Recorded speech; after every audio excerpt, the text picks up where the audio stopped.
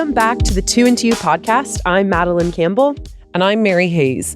So this is the show where we explore feminism, equality, relationships, dating and pop culture. We're here to discuss the messages we've been fed about love and relationships and hopefully reframe romance and help you spot when someone is too into you. If you like this episode, please rate us 5 stars and leave us a comment to let us know what else you'd like to hear about. Before we kick off, remember, if you're worried about your own relationship or even a friend's relationship, you can call the Women's Aid 24-hour national free phone helpline on 1-800-341-900 or use the chat service at 2intoyou.ie. Both are free and completely confidential. So let's get started. Today we're joined by Professor Debbie Ging, Professor of Digital Media and Gender in the School of Communications at Dublin City University. Debbie teaches and researches on gender, sexuality, and digital media with a focus on digital hate, online anti-feminist and men's rights politics, incel subculture, and the radicalisation of boys and men into male supremacist ideologies. Her research also addresses youth experiences of gender-based and sexual abuse online and educational interventions to tackle this issue. Debbie has been researching the manosphere for over 10 years, watching it grow from a subculture on the fringes of the internet to a mainstream force reaching most boys. Today, we'll be chatting with Debbie about the manosphere, how it targets and exploits young men, red pill, the male loneliness epidemic, and incel culture, the impact this is having on young men and their intimate relationships, and the real-world impact for women and girls. Debbie, welcome to the Two Into You podcast. Thanks for having me. We're very excited to have you on today. There's lots to talk about. Obviously, this is a huge issue, very pressing issue and growing in popularity. But I suppose, where to start. So the manosphere, red pill, the male loneliness epidemic, incels. I know there's a lot of kind of topics, but where did this all come from? So how did it start? Yeah, I mean, it depends on how far you want to go back, I suppose, because even before the internet, there was an anti-feminist or a number of anti-feminist men's movements, particularly in the United States, also in the UK to a lesser extent, and in some other countries. So since second wave feminism in the late 60s, early 70s, there has been a kind of organised, I suppose, men's response to that. A lot of that was very positive. So there were pro-feminist men's movements, but there were also substantial anti-feminist men's movements, or just men's rights movements. They wouldn't necessarily have called themselves anti-feminist at the time. And they set, I suppose, a lot of the precedent for what was to come in terms of their writings, various books from the early men's movement, like Robert Bly's Iron John, were hugely influential. These were like really popular, best-selling books about kind of the male condition in a modern world, in a world where feminism was making advances and was seen as an overly civilizing force on men. It's not like this came out of nowhere. Obviously, with the internet, then men's rights groups were able to organise much better. They were able to connect with each other much better. They were able to kind of hybridize and amplify their messages. But it was really then with the appearance of social media, Web 2.0, that the nature, if you like, of their messaging, their communicative methods, their rhetoric, even their themes and concerns changed quite significantly. So they went from being a more orthodox political movement to being a much more affective community that was driven by kind of personal attacks on women, emotional, personal grievance. It became a very individualistic culture about feelings rather than politics, communicative. It sounds like it started out as quite, political, but it's become kind of more normalized or more accessible now, say with the internet. Yeah. So why do you think now particularly it's becoming so, like, obviously it's more accessible, but why do you think the narratives that are out there are becoming more palatable, say? A lot of these things I feel like maybe 10, 15, 20 years ago, people would have said, you can't say things like that, or that sounds a bit extreme. There's loads of reasons. Like, it's obviously really complex. So there was also cultural phenomena like lad culture in the early noughties, and, you know, the other side of the coin of that, which was post-feminism, and prepared society in lots of ways for lots of these ideas. And when you say post-feminism, give a very... Post-feminism isn't a movement. It isn't like a set of ideals. It's not like feminism. It's a kind of a cultural moment or a set of cultural responses to feminism. And some of those are, you know, feminism is great, women are empowered, but it's also because it's like, we don't need you anymore. We've gained equality. And that message became very pervasive in the cultural sphere and was kind of widely accepted then. Discourses about gender moved away from material concerns during those decades, so the noughties and the 2010s, from, you know, concerns about material inequality, domestic violence, to cultural manifestations of power. It was all Lady Gaga and the Spice Girls, and feminism wasn't really spoken about post-feminist terms, I think. I mean, of course, real feminists were still working at the coalface of all of those issues, but the kind of dominant social narratives were very cultural, and words like misogyny, patriarchy kind of disappeared from popular discourse. And it was only with digital feminism, you know, kind of third and fourth wave feminisms, that those concepts came back into popular discourse, and there was a kind of questioning of post-feminist rhetoric and ideas, and, you know, a reckoning. So that paved the way, I think, in many ways, for a lot of manosphere ideas. Obviously, though, the platforms and the affordances of the platforms is a huge factor. Broader factors, of course, are the economic context of increasing poverty, rising property prices, you know, the kind of economic insecurity that causes. Yeah, so I mean, if you look at like traditional signifiers of masculinity, those are, among many other things, obviously, having a career and probably a career for life, which gives you social status, but which also means that you can afford property, you can afford your own house. And, you know, the traditional scheme of things makes you marriageable. And so a lot of men, you know, even in the late 90s, were looking at their fathers, their grandfathers, and seeing that the things that they just took for granted were no longer available to them. So there's a strong sense of what Michael Kimmel calls aggrieved entitlement, which is in many ways understandable. What's problematic is blaming that on feminism and immigrants rather than on neoliberal economics, right? So all of these things were huge contributory factors, but the technology and, you know, the technological affordances of social media were what enabled, you know, these ideas to amplify at a kind of unprecedented scale. Then there was another really significant shift with TikTok and YouTube Shorts, because those are recommender-driven platforms. And that was what really pushed what I or myself and colleagues would call the neo-manosphere, which is the shift from the older manosphere, which was more subcultural, to what is now a highly commercialized ecosystem, which operates predominantly, not exclusively, but predominantly on those short form video platforms. Of course, they use, you know, Telegram, Discord, lots of other platforms as well. There's lots of other pathways and pipelines into the manosphere, but it was TikTok primarily that, for example, facilitated Andrew Tate's rise to fame. To reach 12 billion views or hits on your videos would not have been possible on Instagram or Facebook. Right. It was, you know, it's this particular recommender driven platform that has been instrumental. It's instrumental in facilitating influencer culture. And these influencers, did they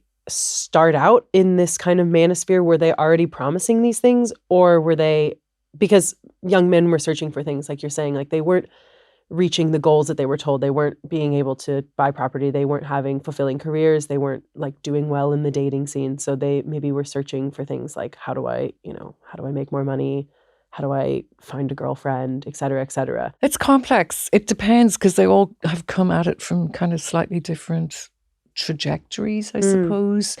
But yeah, I mean, I think the main manfluencers that are operating out there have always been concerned with making money and fame. And this obviously is a very profitable yes. and, male insecurity is a very lucrative space. Many of them would have been involved in maybe manosphere adjacent spaces or would have come to it through, say, mixed martial arts backgrounds or, like Andrew Tate or whatever, or maybe through kind of cryptocurrency or that kind of thing. Ideas and like representations of masculinity, like, fighting, fitness, money, power. It's hyper traditional. And so in many ways, the manfluencers that we see today have evolved from the pickup artists of the older manosphere, because they were the kind of commercial end of the older manosphere. And they were always into making money and capitalizing on kind of male insecurity. But obviously they became somewhat outdated. They got into a lot of trouble for really misogynistic ideas. And there was a sense that, well, this could be diversified a lot. It's not just dating advice. Men are insecure about their bodies. Men are insecure particularly about money. And again, that relates to the economy. They're insecure about mental health because there's, so much anxiety. There is, even though a lot of it is kind of hype, there is loneliness, there is disconnection, genuinely. So all of those things, mental health, dating, yes, is still one of the things they tap into. But, fitness, nutrition, the need to appear physically hypermasculine, all of these things are highly lucrative, obviously, because they're all tapping into different types of insecurities. So is the misogyny that lives within that content just kind of a convenient side story to like, okay, go to the gym? Or is it like this is planned and misogyny and anti-feminism is part of the package that they're selling? Yeah, I think there's a recognition in the business model that you need to make this more normalized. It needs, and it has worked. I mean, it has become completely normalized. And very often people will be following influencers for fitness or mental health advice and not really be aware that this is part of the manosphere or manosphere adjacent. And that's by design, because the more normalized you make it, the more innocuous it appears. It's much more difficult now within the neo-manosphere to draw lines around what is and what isn't neo-manosphere. There's a lot of overlaps. Covert now. Yeah, it's more amorphous. It's also changes all the time. They pivot and they change to reach new markets. They might convert to Islam, a whole new market there. And that's obviously very performative as well, attracting kind of an audience in search of spirituality. So you're tapping into all kinds of different things there. It's very agile in that regard. And there's a lot of overlap with conspiracy theory, with far right ideas. Because the thing that joins the far right and the manosphere is misogyny, is, a concern with where women need to be in society and in the family. And that's what unites them. So you will get quite a lot of continuity there across some of these influencers, and also then through the curation of the algorithm. So if you're getting manosphere content, you're probably getting a lot of, at least boys are telling us, that they're getting a lot of Ben Shapiro, Nick Fuentes, Charlie Kirk, Trump, American MAGA content coming in as well, interspersed with some Irish anti-immigration content as well. So that seems to be part of the current kind of algorithmic package that gets served to teenage boys, unless obviously they are training their algorithm, the directions are not engaging, with this content. That's kind of by default a lot of what they're getting. That's what they're telling us. And I know this is something that you've done research on in DCU around the algorithm, the recommender algorithm, and say dummy accounts. Because, I think a lot of, say, parents in particular are wondering, is my son searching this stuff out? Yeah. How is he finding it? Because I think for a lot of boys, they're not looking for it, but it's finding them. Yeah, absolutely. So our study that we did the report came out in 2024 on TikTok and YouTube Shorts shows that, because we set up accounts on both TikTok and YouTube Shorts that were what we call manosphere curious, and then accounts that were just kind of gender normative or gender stereotypical. So, they might have been searching for soccer, gym tips, that kind of thing. A bit of gaming maybe, just so the algorithm could figure out they were male, because on TikTok you don't specify your gender. On YouTube Shorts you do. So, and then we had a 16-year-old and an 18-year-old of each of those types on each platform. The flow and quantity of recommendation of this content was relatively similar. Wow. And I read that article that you wrote in The Conversation about like the journey, how it can start out quite kind of, like normal content, looking at things to do with fitness or dating or success, but how there's kind of slowly dripped in misogynistic messaging, and that slowly kind of like guides your algorithm into more and more extreme content. Yeah, absolutely. So you'll often start out getting on TikTok, for example, quite, it probably wouldn't appeal to us in terms of dating advice. It's fairly dodgy to start off with, but, girls like this, and it's all very traditionalist or whatever. And you've got to be nonchalant, or, this kind of stuff. You've got to pay, or you've got to do this, that, and the other. But, it's not like misogynistic. But if you start watching and liking this content, you obviously get more and more of it. And, before long, you'll start getting more extreme content from the likes of Sterling Cooper, that dating coach who used to be a porn star in Australia. And his messages are that women like violence, not directly against them, he will say, but women like a show of violence or a performance of violence in the bedroom, for example, because the theory is, which is derived from evolutionary psychology, or kind of half-baked notions from evolutionary psychology, which is already fairly sketchy as a science. The idea, according to him, is that if men show that they have a propensity for violence, then women will feel that he can defend her.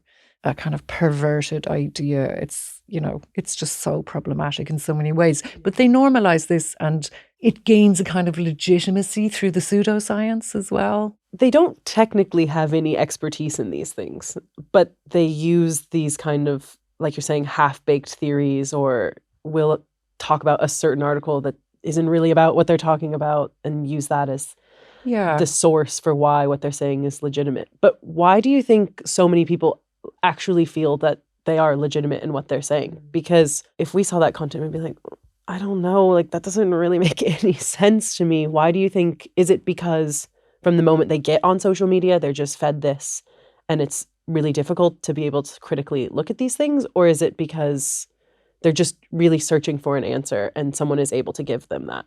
I think it's all of those things. I mean, it's very important as well to bear in mind that lots of boys and men who receive this content reject it. Yeah. And it has no impact on them, or they think these guys are fools or whatever. I mean, lots of people do have that kind of critical literacy or politically they're opposed to this kind of stuff. The appeal, if you're a teenage boy, and you have to remember as well that, we have a huge knowledge of the backstory of feminism, of anti-feminism, of the origins of the manosphere, so we have a different kind of radar in terms of being able to detect this, but also, critical digital literacy skills, because, somebody my age, for example, has lived much more than half their life without social media. So, you know what life is like without it, and when you had to go and check sources by going to the library or whatever. So, we think in a different way, basically. But if you've grown up only with social media, and it's very short attention span stuff, if somebody says something is scientific, or this comes from a Harvard study, which they love saying, all they have to do is just flash one graph on the screen. It already looks scientific. Yeah. I mean, people were doing this before the internet with those documentaries like Why Men Don't Iron and stuff. It was like complete pseudoscience. So again, there are precursors for this. It didn't come out of nowhere. But the technology, the short attention span nature of the platforms means that nobody really has time to do that research. Yeah. And if they're doing the research, they're probably just putting it into Google and saying, well, there's a study. And you're going, well, actually, that's not peer reviewed, or, what's peer reviewed? Yeah. Of course, you don't know what peer reviewed is when you're 14. Like, how would you know that? And it seems very attractive as well. It's all, like, okay, you don't have time to, look up what peer reviewed is and check if this is, from a reputable source. And you've got football practice to go to. Like, exactly, yeah. And you want to be able to chat to your friends, chat to the lads, know. And it sounds like a lot of what manfluencers are saying or selling is very attractive to boys because it meets a need. Yeah. So like, very simply, like, what are, say, the promises of the manosphere or these manfluencers? See, the promises of the manosphere are based on kind of concocted problems to begin with. Now, sometimes there are real problems, obviously, because society isn't great at the moment in lots of ways, in terms of, like, the growing gap between rich and poor, and all of the things I spoke about in terms of neoliberal economics, the political situation of, the move to the right, etc. So there's a lot of insecurity about the future, financial, ecological, etc. A huge amount of insecurity, and people are socially isolated, through a whole pile of things that's exacerbated by social media, which further isolates us in many ways. So, there are real problems there. What the manosphere and the far right have managed to do is to explain those problems as caused by other forces, so liberal forces. And they've reconstructed this whole idea of mainstream society as a woke kind of conspiracy.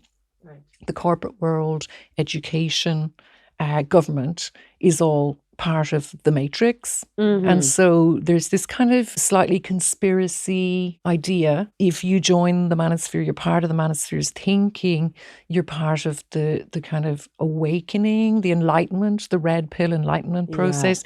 And you realize that the only way to really flourish and to become a real man is to exist outside. But, the idea is that if you stay in the matrix, you're just going to be a wage slave for the rest of your life. Right. So you have to escape it and join my academy, which costs, anything between $49 and $6,000 a month, depending on which level of elite academy or which type of academy or club or war room or whatever it is you decide you can afford to become a member of. Okay. Now, this is like hardcore kind of influencer stuff. Loads of people engage with these ideas at a much more kind of, they don't pay or join academies.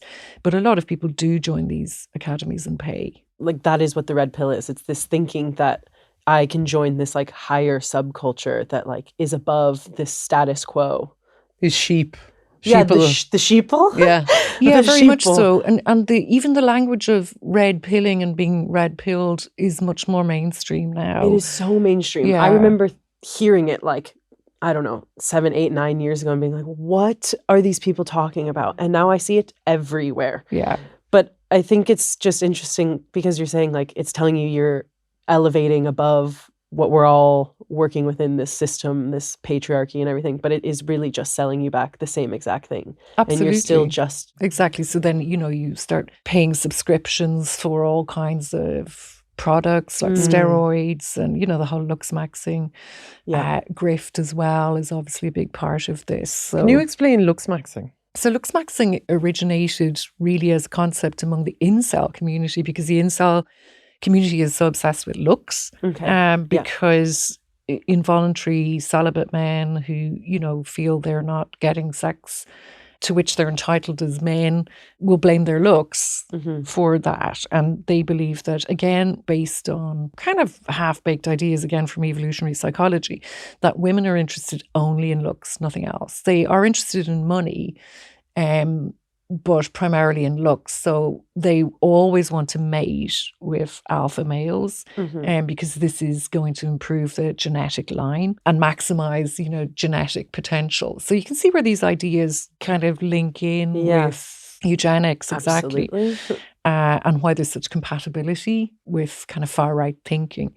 This is called hypergamy, this idea that women always want to marry up. And feminism has enabled women to have too much choice, because before feminism, everyone just like mated with their looks match. But now women have too much choice, so they can just choose and have sex with as many alphas as they want. But alphas are in short supply according to the 2080 rule. Again, this idea that was kind of pulled out of some pseudoscientific study that has become huge in the community. Only 20% of men are alphas, Right. and the other 80% have to compete because women are just choosing the alphas. So they, but women will settle for betas because there's a scarcity of alphas when they want to get married or they need somebody to pay the bills, because women are genetically hardwired to be gold diggers as well. It's all levels of crazy. But these ideas are widely accepted as just common sense. I also feel like if you're getting all of these ideas, it can feel really isolating if you don't see yourself as a high value man or as this hyper masculine person. If you are interested in dating women and then you think, oh my God, they're never going to like me because I'm not 6'4" and ripped and I don't make millions of dollars every year. So that is really, I guess, isolating, or can feel really isolating. And I mean, within the incel community, you're already isolated. Yeah. Probably, like most incels are already isolated. They're just communicating with each other online. They're quite a secluded subculture. They don't really interact much. They're not outward facing. They're very inward facing. And so all of their kind of self-loathing becomes compounded because they're just kind of egging each other on, saying, yeah, you are a loser. Yeah, like we're all worth nothing. There's no end, there's no kind of way out of this. Now, there are red-pilled incels who do try to ascend to beta status, and so they will engage in looks maxing. This is where these ideas come from, which is, you go to the gym, try and improve your jawline, sometimes by resorting to really extreme methods like hitting your jaw with a hammer. Quite extreme stuff. Some of them, if they can afford it, would have jaw realignment surgery. And, they talk about maxilla and alignment and, they're obsessed with this. There's an incel meme called A Few Millimeters of Bone, which is what they claim. And they show all these side profiles of a man with, that they have photoshopped or whatever, of a profile of a guy with no chin and then a guy with a strong jawline. And that's basically the difference between an alpha and an incel, because women supposedly like only men who are tall, only men with strong jawlines, only, Chad, basically, the quintessential kind of Chad. So incels are one thing, because I think majority of men wouldn't consider themselves incels or even want to be associated with that in any way. However, the so-called male loneliness epidemic is something that a lot of men, maybe the majority, I don't know, think, this is happening. Like there is a male loneliness epidemic. Men are lonely. They're not able to meet women. They're dying by suicide at higher rates, which we know women are attempting suicide at a far higher rate than men are. But is there a male loneliness epidemic, or is it in some part imagined? Or I think it's part concocted by mainstream media. It's part, though, obviously real. Of course, people are going to be lonely in the kind of society we live in, where people are isolated from extended family, are forced to live out in the suburbs, in apartments where they don't really have much communication with other people or much community engagement, and, are kind of connected maybe only through or predominantly through social media. The problem here is that the male loneliness epidemic is being blamed on women having too much freedom, too much choice. Again, going back to the idea of feminism and the sexual revolution, giving women too much choice. And so, men are lonely. But this is completely misguided. Men are lonely or isolated even in social groups often, because their friendships are often, well, this is, the kind of very stereotypical kind of laddish culture, but we see it all the time. We see it everywhere. A lot of those friendship groups are based really predominantly on kind of banter, on humor. There's very little sense of showing one another vulnerability, of supporting each other emotionally, of talking about your feelings, because all of those things are not seen as masculine. And, just when we were making progress on this, it's all kind of rolled back, with the revival of kind of laddish norms through lad culture. And then, of course, the manosphere, which is saying to men, therapy is for women. Men don't experience the same emotions as women. It's not just that men don't express their emotions or men express their emotions differently. It's that, the messaging is men don't experience the same emotions. We don't have to talk about our feelings. You have to be stoic. You have to be strong. And so that messaging is quite pervasive as well. And, you can feel lonely then in a group of friends because you've got all this stuff going on in your head and you're really worried, you're really concerned about something, but you can't really talk about it. And so what happens is guys will say, well, I'll talk to my mum about it or I talk to my girlfriend about it, but never to the lads. So yeah, there is loneliness. And very often because of this, the normalization of this in relationships, women are expected to do all the emotional labor in the relationship in terms of we need to talk about this or whatever, but also with kids, remembering birthdays, making sure everybody's happy, this kind of emotional load, as it's called. And this further isolates men from their own feelings. It's not doing them any favors. I mean, in the short term, yeah, great. I don't have to do any emotional work. So I'm off the hook, My wife does all of that. But in the long term, that is not serving men well because they're becoming further disconnected from their feelings. And, if your female partner is organizing all of your social life as well, and then the relationship breaks down, you're not making the effort to reach out and meet up with your mates and talk about stuff that's important to you. Yeah, I mean, it's deeply ingrained already in patriarchal culture. And it starts at a very young age where boys maybe stop being friends with girls, depending on schooling as well, or what kind of groups they're in. But if you're not like in youth groups or you don't, do sports or whatever, you might start pulling back from girls and having an exclusively kind of male peer group at a very young age. And I don't think that's particularly healthy. You also then become obviously more susceptible to messaging about what women are like, what girls are like, because you've less actual real examples of female friendship. Going back to Bell Hooks, her claim that the first act of violence that boys have to commit if they want to be part of patriarchal masculinity is to themselves. It's an act of violence towards the self, which is to disconnect from not just your emotions, but also from empathy, from showing feelings, from caring about other people. It's not that they don't care, but it's that you can't show overt signs of emotion. Of course you care, but you can't in front of your maybe family, father, male relatives, teammates, or your peers, that you can't show that type of vulnerability for other people, for women, for an animal, for nature. All of that would be seen as overly feminized because this is like absolute fear.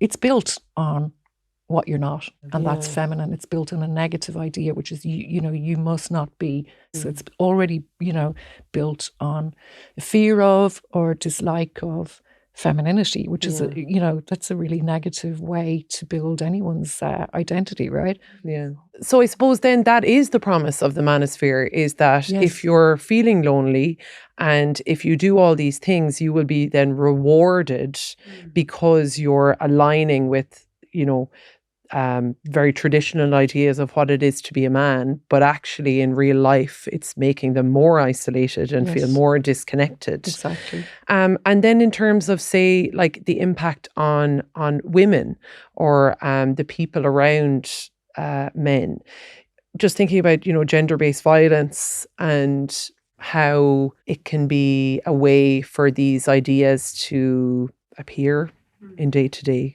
life. I mean, there's a lot of pushback on that idea, obviously, where, you're talking to guys about it and then they're saying, look, I'm not interested in Andrew Tate's misogyny. I only see his financial advice stuff, which I think is good. I pick and choose and I don't like the misogyny stuff or whatever.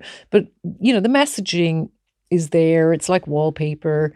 It has to get in on people's minds after a while. Don't forget that this is not in isolation. You have to look at somebody's social media diet in full.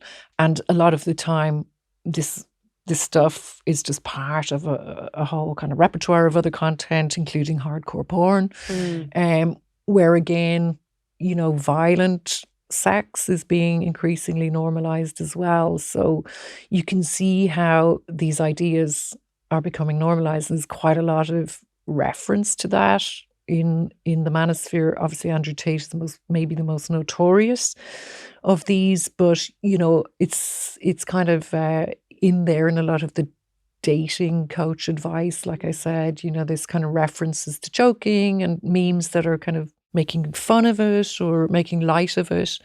I think as well, that's what I hear from, say, guys that I talk to about this. They say, well, I don't follow Andrew Tate. Yeah. No, definitely not. But then they follow other self-help gurus or fitness people who laud all that dominance. It's not as explicit. It's not explicit. Still there. Yeah, it's exactly. under the surface. And that's the whole point. I mean, that's how the neo-manosphere works. It's how it's become so successful, is because it's commercial, because it works on these pyramid schemes, because you're using affiliate models or schemes to get micro-influencers to amplify your content, etc., etc. So, the main reason is because it seems quite innocuous. It seems like these guys care about you. They're giving you solutions. They're giving you explanations, very simple explanations for really complex issues. And that's very appealing, because suddenly things start to make sense. If you feel a bit lost and you feel a bit confused, this is putting a shape on things for you. So, okay, that's the explanation for that.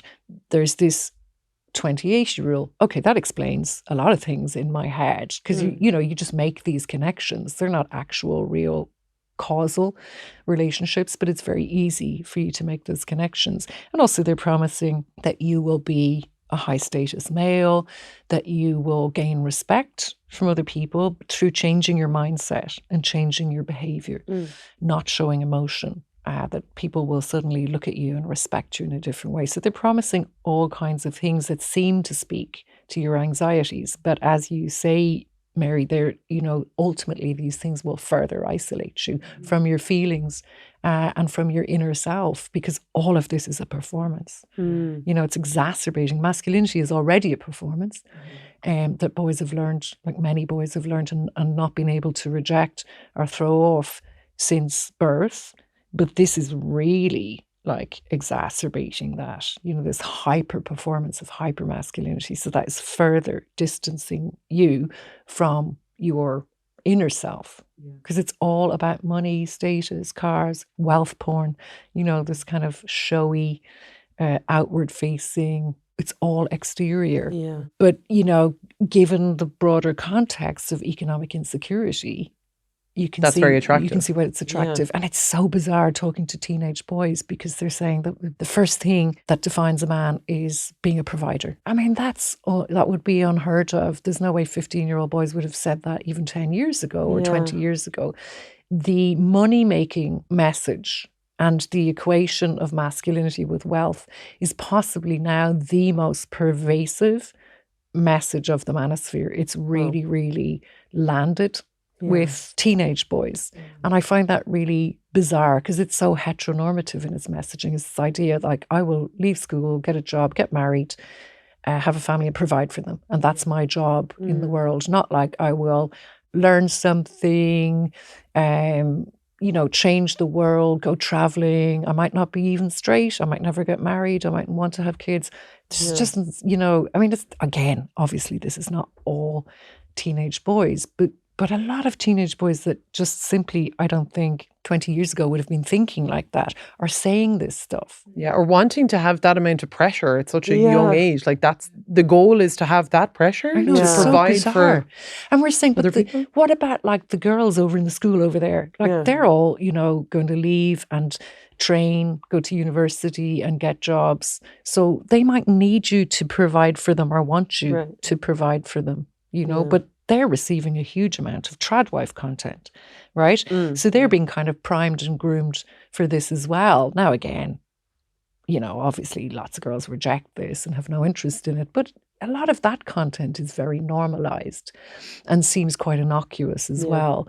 But, the bigger project obviously is the manosphere does work in the service of a bigger political agenda, which is, to roll back on progressive movements and the progress that has been made, and to reinstate the traditional patriarchal, like heteropatriarchal family order. And that is part of, the current political regime in the States and in other countries that are led by strongman politicians, and the far right is heavily invested in this as well. So while those tradwife videos and content creators seem quite appealing, maybe, and you can understand why it might seem appealing to go out and pick your own apples and make, apple tarts and have your beautiful children at home rather than, travel halfway across the city to work in a factory. You can see the appeal, right? And it's difficult to see how that links to something as extreme as the far right, because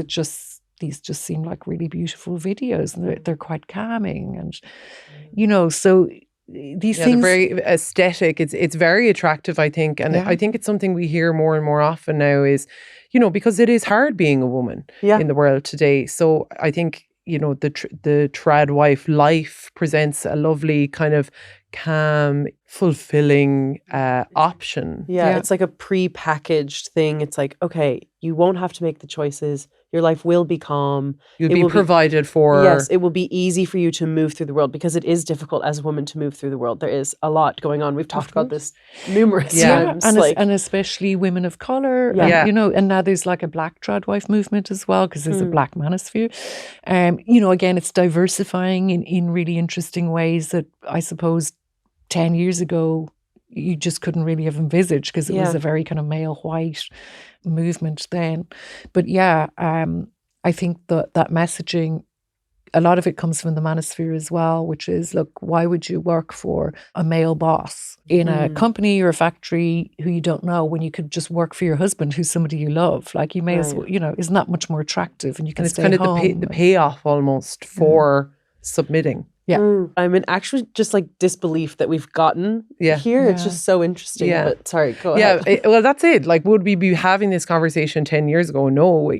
So much of the stuff that we talk about now, it's like, this is crazy that this is just so normal and part of day-to-day conversations. But if you think back to a lot of the post-feminist stuff that was becoming normalized, the revival of the domestic goddess, all of that stuff, it was all about choice and freedom. Again, it hasn't come out of nowhere. These things were beginning to emerge long before, and kind of, I suppose, opening people up to the idea that, it is, there is a domestic goddess. It's sexy to stay at home or whatever, and packaging it as a choice and not enmeshed in economics. I mean, of course, to some extent it is a choice, but making it seem as if it's completely a choice, and that patriarchy doesn't exist, like we're completely free agents and whatever. It's the ignoring of the fact that the choice comes with giving up your other rights and freedoms. It's like, if you choose this life, okay, you're choosing that, and that's lovely and peaceful and whatever and fulfilling, and you get to bake your pies, but you're giving up your freedom and your ability to make decisions about your life and find your financial freedom. And that's exactly what the far right wants, is women back in the home. I mean, those maxims of the manosphere now, and you asked, like, how is it manifesting in real life, in the material world? The first anecdotal evidence we heard of this a few years ago was from teachers really saying, we're hearing it in the classroom, and they're saying to the girls and to us, female teachers, get back to the kitchen, as a kind of joke. But he's like, go make me a sandwich, get back to the kitchen. That's like awful, obviously, thing to say. But, it's not just lighthearted banter. I mean, that is actually the real messaging of the manosphere, is to get women out of power, to ensure that women don't really have any stakes in the new techno-capitalist world order, the new regime, that they are back in the kind of domestic space, a reproductive space, and that they're not paid for it, and that they're financially independent. Yeah. And that is part of the agenda. So how do we fix this? The big question is, like, you have the answer. Please tell us. Sure. Much much more stringent regulation of the tech companies, especially as we move into the era of AI, where a lot of this stuff's going to get way worse. You know, the misogyny that is being facilitated by AI already is off the scale. So that really needs to be reined in urgently. There's no one silver bullet solution. Obviously, it has to be approached at lots of different levels and from different angles. So like tech regulation, lobbying government to take this much more seriously and not pander to big tech, which is obviously like the real battle, I think. Because many governments work for the tech companies, not the other way around. Education, critical digital literacy, algorithmic literacy has to be built into the educational system from a young age. Yeah. And day to day, because I'm going to send this episode to every single man I know. Yeah. Like, what can the guys in our lives do day to day? There's really interesting content emerging now on social media by a whole pile of male accounts who are countering the manosphere. I don't know if you've seen them, like non-toxic masculinity. You know, the guy, like, read books, fight fascism. He's fantastic. In Ireland, there's people like Dara Fleming, like poets. Like, I show that in my workshops with boys out in schools. And, you know, there's a kind of a silence in the room in a very positive way, I think. Like, this does kind of hit home. And there's loads of other great accounts. Lewis Wedlock is great. Will Hitchens, you know, these guys that are just kind of taking down the manosphere's arguments. They're doing it in a really interesting way, and they're providing the counter evidence. Yeah, they do their research. They're real allies. So there's loads and loads of those accounts. And I just think we need to kind of amplify that. I mean, I get all of this stuff, but like, does it get served to the accounts of the people who really need to see this stuff? And I think, I mean, we try to suggest to the tech companies, they can obviously build algorithms to detect when a certain type of content, extreme content, is being fed to an account, that you start serving it alternative content. But, you know, that's not lucrative because it's the controversial content that keeps attention, and attention is what the business model is all about. You know, it's just the economy of outrage. How do we break through that? And I think part of critical digital literacy has to be encouraging young people as well to re-envision social media and the internet, and to make them realize that this is not like preordained. Yes. This is just something that people created in Silicon Valley because of corporate greed. Also, misogyny was built into the tech from day one. If you think back to what Face Mash was, which was the early, you know, it was to rate girls, hot or not kind of platform. You know, so it's to question all of that, but also to understand the political economy of social media and the incredible, unprecedented in modern times distribution of wealth. You know, how incredibly rich these companies are. And that really needs to be the focus. And I think a lot of, at the moment, this kind of education is quite reactive. It's about kind of block, delete, report, stay safe. You know, it's kind of about risk. And of course, that's really important because there are very substantial risks, especially to children online, and they have to know how to protect themselves. But there's a bigger picture here in terms of making children and young people feel that they actually have a right to resist this, to question it, and also to be part of building an alternative internet. But I think we really have to make much bigger decisions here about what kind of internet we want. There are alternatives, and it's just giving people, young people, the tools to see that bigger picture. Nothing will ever work in your favor if you are the product. It will always be stacked against you. And there's a really interesting comment somebody made in that documentary that has just come out, Molly versus the Machines, that premiered in the Lighthouse the other night. And somebody made this comment, like, the only other people that call people users are drug pushers. You know, it's like social media companies and drug pushers. We're users to them, you know, which is really interesting. Not even customers, but users. And just to be able to have the tools to think about what the business model is, and also where you are in the business model, because you're the product. And that can never, ever serve you well. So we need to push back against that and recreate maybe it's not that's free. maybe that's the real red pill, you know, that there is another way Agreed. to all of this. Absolutely. So much of what you're doing is taking massive steps towards that. So thank you for all that you do on this. It's so fascinating. I could literally listen to you speak all day. But thank you so much for coming onto the podcast. And I hope it was helpful to the listeners. I think a lot of people will have interesting conversations, hopefully, after this and want to learn more. Thank you for coming on. Thank you. Thanks for having me. Wow. Oh my God. I could listen to Debbie speak for hours on it. Like, my mind is exploding.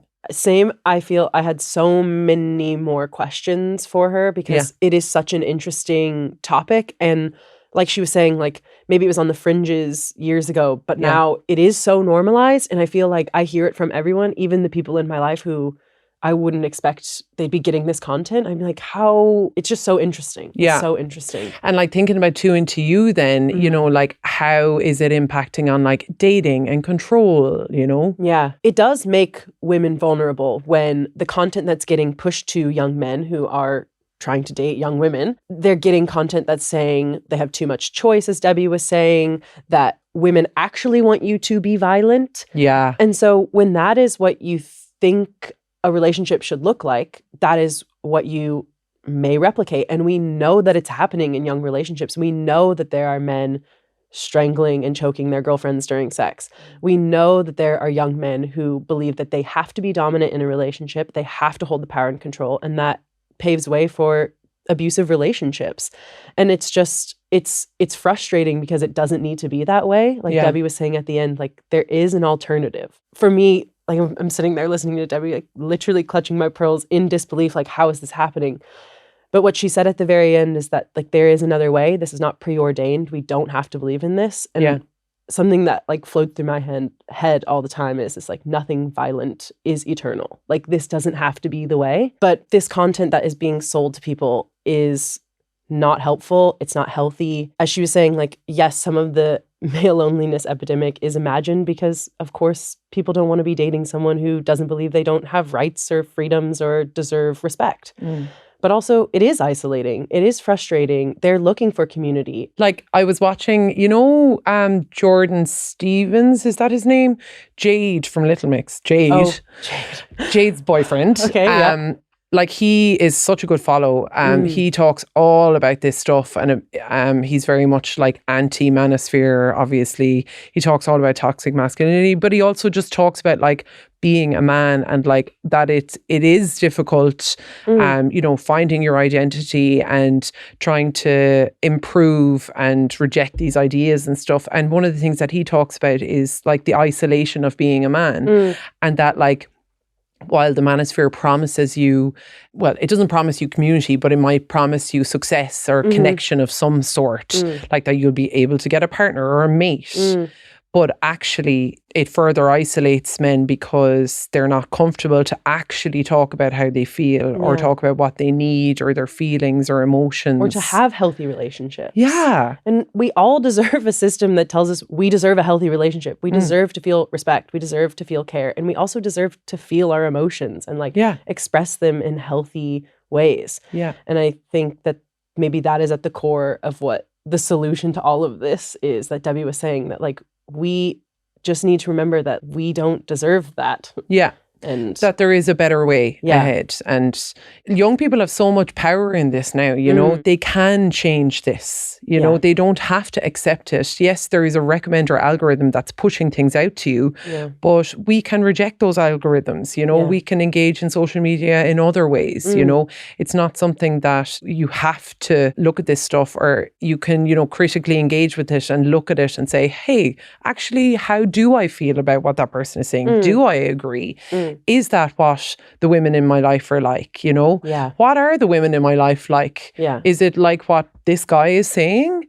Probably not. Probably not. Probably not. So, it's all very heavy. It's all very dark. But at the same time, there is there is a great opportunity for like men to find connection and community, and for there to be solutions from isolation. Yeah. And that's in questioning all of this stuff. I hope it was a helpful episode. Thank you to everyone for tuning in. Please leave us a comment. We'd love to hear what you thought. What are your thoughts on the manosphere? What have you been seeing? Have you been talking about this with your friends? If you haven't, are you going to? What piqued your interest? So if you enjoyed this episode, or if you learned something from this episode, or if you have thoughts about the manosphere and the content that it's creating, we'd love for you to leave a comment and tell us all about it.